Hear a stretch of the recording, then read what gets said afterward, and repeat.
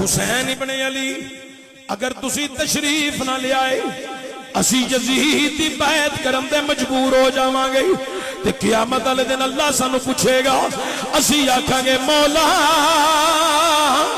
تیرے نبی دے نواسے نو بڑے خط بھیجے نہیں بڑے قاصد بھیجے نہیں تیرے نبی دا نواسا نہیں آیا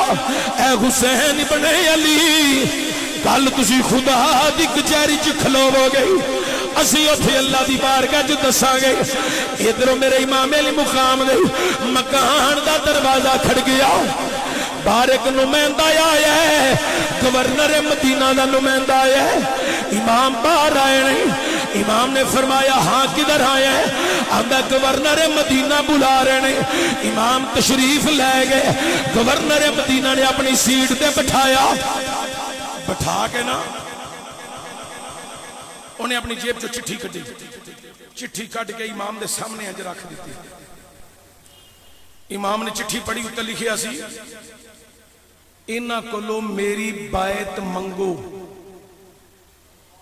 تے جے بیعت نہ کرن انہاں نو قتل کر دیا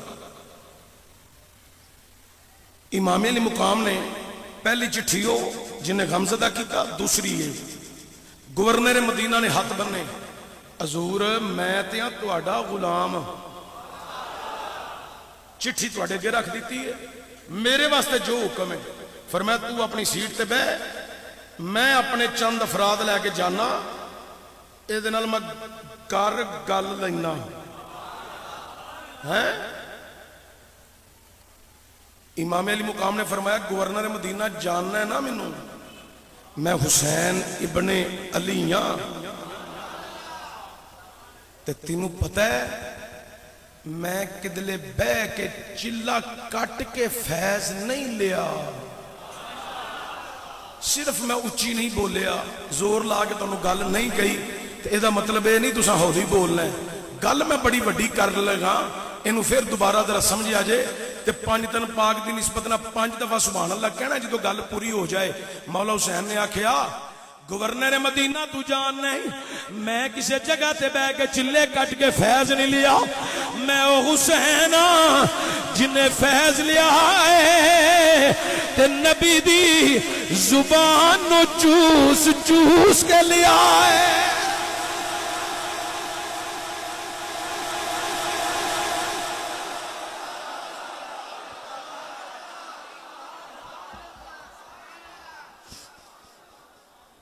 حضرات گرامی توجہ دیا جائے